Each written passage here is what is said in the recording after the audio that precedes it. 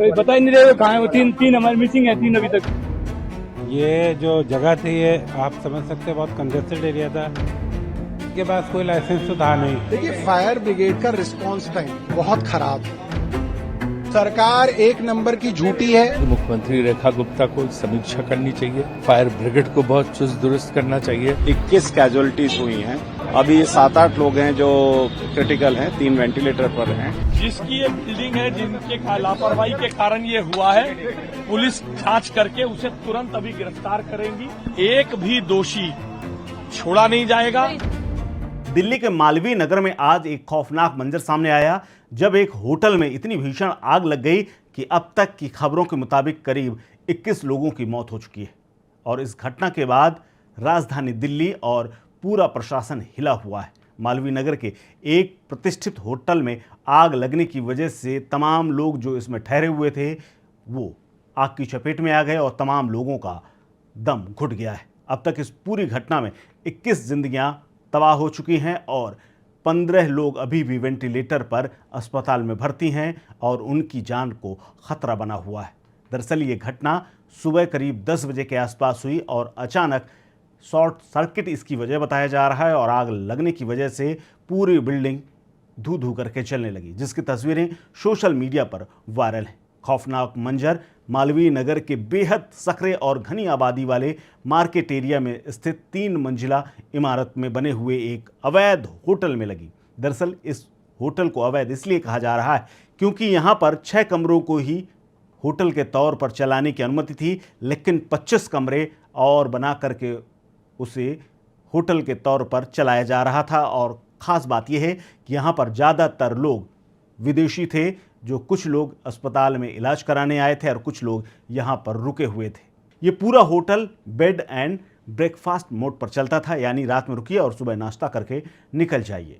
कहा यह जा रहा है कि अचानक लगी आग के बाद तमाम कमरों में धुआं ठसाठस भरने लगा। लोगों ने खुद को कमरों में और कुछ लोगों ने अपने आप को बाथरूम में छिपा लिया, लेकिन वहाँ पर भी धुआं पहुँच गया और उनका दम घुट गया। आग इतनी भीषण थी कि बुझाने में घंटों लग गए और फायर ब्रिगेड जब तक इस आग को बुझाता तब तक 21 जिंदगियां मौके पर ही खत्म हो चुकी थी। बताया जा रहा है कि 18 लोग जब अस्पताल पहुंचे तो वो मर चुके थे, जबकि बाकी इलाज के दौरान मारे गए। इसके अलावा कई लोग अभी भी वेंटिलेटर हैं, कुछ लोग आईसीयू में भी भर्ती हैं। कहा जा रहा है कि जहरीला धुआं इतना गाढ़ा था कि कुछ ही सेकंड में एक एक जान लेता जा रहा था।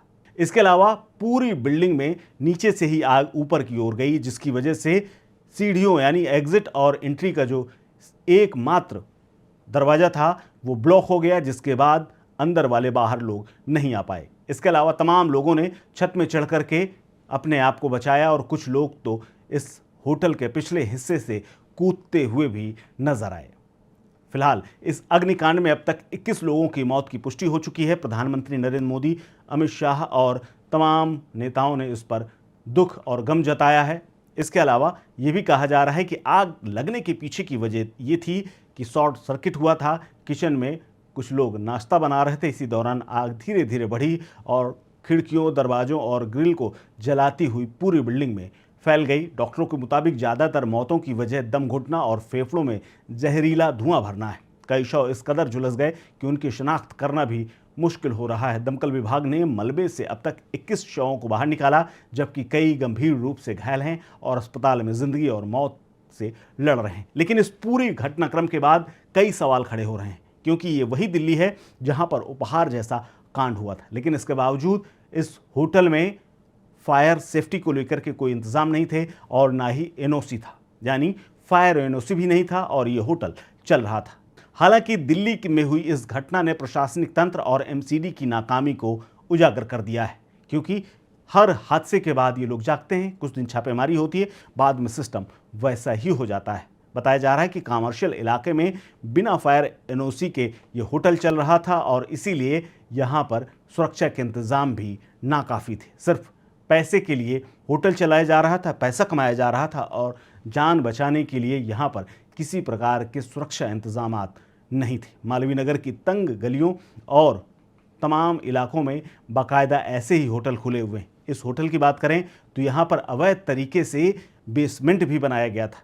इसके अलावा खामियां ये थी कि छोटे छोटे कमरे बनाए गए थे, गैलरी भी सक्रिय थी, जिसकी वजह से लोगों को बाहर निकलने और भागने का मौका नहीं मिला। एग्जिट और एंट्री भी सिर्फ एक ही थी, इसीलिए यहाँ पर जिस गेट से जो लोग अंदर गए उससे वो जिंदा वापस नहीं आए। फिलहाल इस खबर में इतना ही। इस खबर को लेकर के आप क्या सोचते हैं, शेयर कीजिए अपनी राय, अपना ओपिनियन हमारे साथ। आप देख रहे हैं स्टेट मिरर।